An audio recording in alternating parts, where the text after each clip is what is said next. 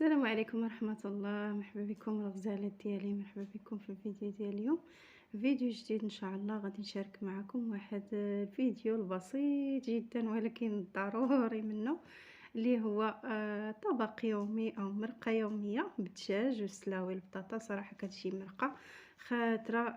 غادي نشارك معكم الطريقه، خاصه البنات اللي كتجيهم هاد المرقه هذه ما بنيناش ولا ما خاطراش اولا كيتشكاو من السلاوي انهم كيجيهم المرقه مية.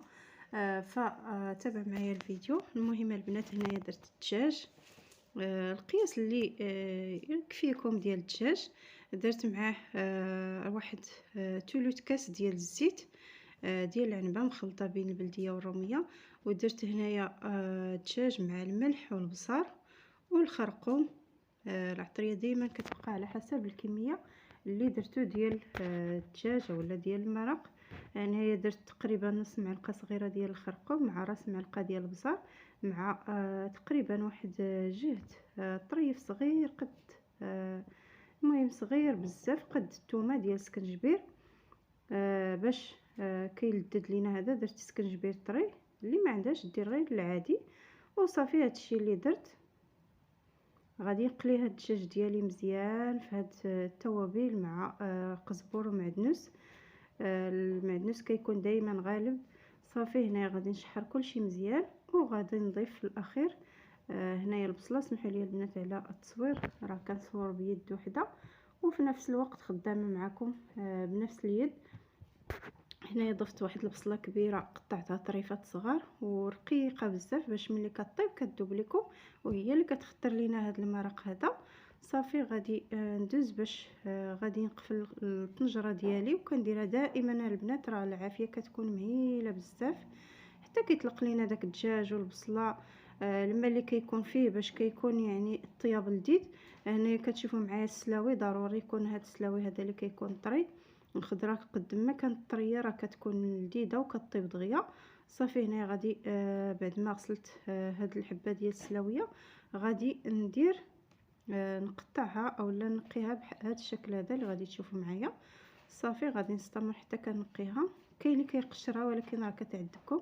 صافي غادي فقط تكرتوها بحال هكا، وغادي نستمر حتى نسالي التنقيه ديال السلاوه. غادي نقطعو معكم، يعني كتقطعوا كيف ما بغيتو، وكل شيء كيعرف ينقي الخضر. انا فقط كنشارك مع البنات المبتدئات. راه كاينين بنات اللي كيبغيو يلا يتعلموا الطياب، ولا حتى يعني سيدات حتى هما راه كتجيهم المرقه يعني ميها ما كيعرفوش يديروا القوام كما هو، ولا النوع ديال الخضره ما كتعرفيش انك طيبيه. فهذا ماشي مشكل، يعني كلنا كندوزو من هذه المرحله هذه. صافي غادي نقي السلاوي بحال هكا. بالنسبه لي كتعجبو الخضره تكون كبيره في الطاجين ولا في المرقه، راه كدير هاد الطريقه هذه، اولا تزيد تقطعها. انا كيعجبني صراحه نقطعها شويه صغيره باش ما كتبانش والدراري كياكلوها حيت ما كيبغيوش لي الخضر. صافي هنا غادي نستمر حتى نكمل هاد الكميه اللي عندي. وهنا بعد ما تقلى لي الدجاج، شوفوا البنات راه طلق المراق وطلق ديك البصله مع الدجاج. هنا ضفت واحد راس صغير بزاف ديال التحميره فقط باش كيعطيني داك اللون يعني ماشي حمر، ولكن كيعطيني واحد اللون اللي هو زوين لهاد المرقه هذه ملي كطيب. صافي هنا الدجاج ديالي راه تقلى مزيان وطلق ديك الماء. غادي نضيف دابا السلاوي، حتى هو ما غاديش نضيف الماء، غادي ندير السلاوي. العافيه دائما راه مهيله. شوفوا الطنجره ديالي كيفاش كتغلى. وصافي غادي ندير السلاوي، غادي نرش عليه واحد شويه واحد طريقه صغيره ديال الملح باش كيطلق داك الماء اللي فيه، وداك الماء بحال اللي كيزيد كيطيب فيه داك السلاوي.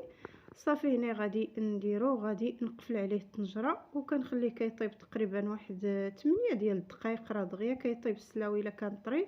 وكانت وقته يعني الوقت ديال في هاد الوقيته هادي من الصيف، من شهر 7 حتى لشهر 12 كيكون السلاوي طري. صافي هنايا غادي نسد عليه وغادي نخليه كيطيب حتى كنحس عليه واحد 8 دقائق. راه كيطيب غير في داك البخار وداك الماء اللي كيطلق. ما تضيفوش الماء باش ما تجيكمش المرقه شويه ميها، خاصه في هذه الفتره هذه. حتى نبغيو نديرو بطاطا عاد نديرو الماء. هنايا البنات بعد ما طاب لي السلاوي شوفوا راه طاب دغيا، وشوفوا ديك المريقه راه بدات كتختار. صافي هنايا غادي نضيف واحد القياس نص كاس ديال الماء، وغادي نديرو البطاطا باش غادي طيب لينا حتى هي.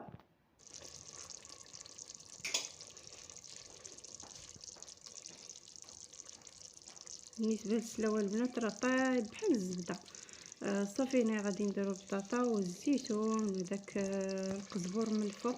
بالنسبه للفوق فما كنديرش المعدنوس، كندير فقط القزبور باش كيزيد كيلذذ ليا هاد المرقه هادي، وكتجي فيه ديك البنه ديال الربيع مع الزيتون والحار هي المزيوده ديال الحار. صافي مع شويه د الملح والزبر، وغادي نتلاقاو باش ملي غادي طيب المريقه ديالنا. هنا راه غادي نزيد مازال واحد شويه ديال الماء، وغادي نزيد عليها واحد تقريبا 5 دقائق ما كاملش، كيكون المرقه ديالنا طايبه ولذيذه وكتجي خاطره. يعني نتوما كتختروها كتحكموا في ديك المرق كيف ما بغيتو يكون خاتر مزيان، راه كتخليوه مازال بغيتو يبقى فيه شويه ديال المرق باش اللي كتعجبو المرقه بحال هكا تخليوها. يعني لكم الاختيار فقط. هاد الطريقه كتجي لذيذه، وحتى الا خليتو شويه ديال المرق راه ما كيكونش داك المرق اللي كيدار في الماء والزخارف، راه تيكون داك المرق اللي هو شويه خاطر. غادي نوري لكم بعد ما غادي طيب لي عفوا البطاطا ديالي. هنا شفتوا معايا درت الزيتون الحار ودرت شويه ديال البزار الملح وشويه ديال القزبور من الفوق باش كتلذذ لينا هاد المرقه ديالنا. صافي غادي نسد عليها تقريبا واحد 5 دقائق. هذا هو الماء اللي قلت لكم غادي نضيفو. اللي ما بغاتش الماء راه ما كتضيفوش.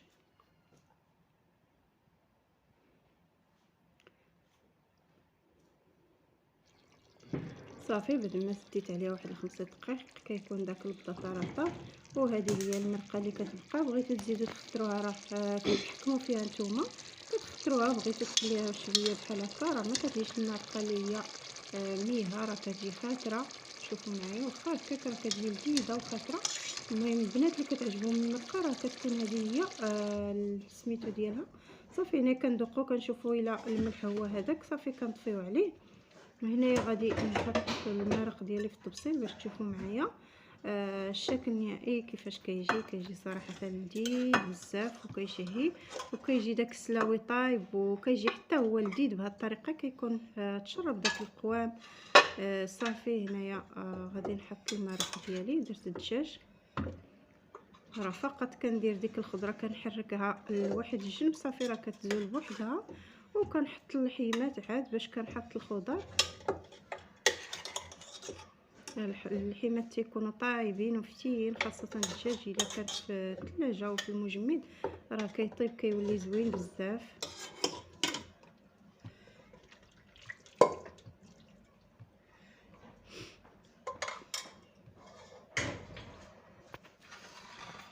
صافي هذه المريقه ديالنا بعد ما غادي نحطوها في الطبسيل ديال التقديم. صافي غادي نقادها ونشوفوا الشكل. هذا هو الشكل ديالها البنات بعد ما قديتها.